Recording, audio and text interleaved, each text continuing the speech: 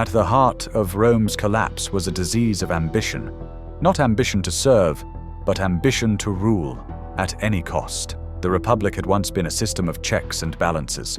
Senators debated, generals led, and the people voted. But that ended with Julius Caesar, and what followed was centuries of instability. After Augustus created the empire, the illusion of order remained. But behind the marble walls, chaos brewed. By the 3rd century AD, the Roman Empire entered a period known as the Crisis of the 3rd Century, a nearly 50-year stretch of near-constant civil war. How bad was it? 26 emperors in 50 years? Only one died of natural causes.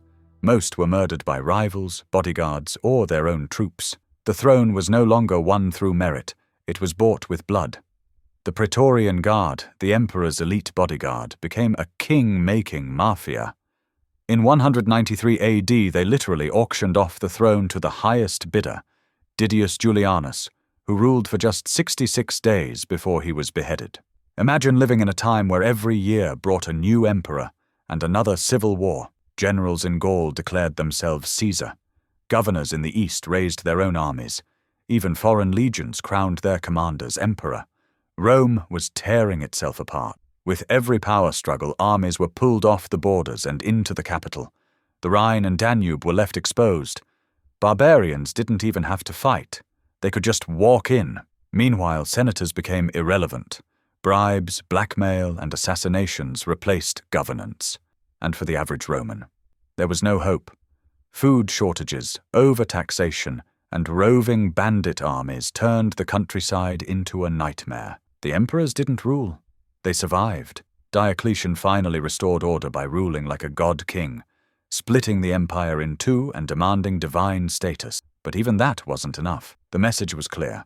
Rome no longer had a government. It had a revolving door of tyrants.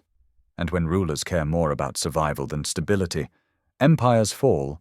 If you can't defend your own empire, is it really yours?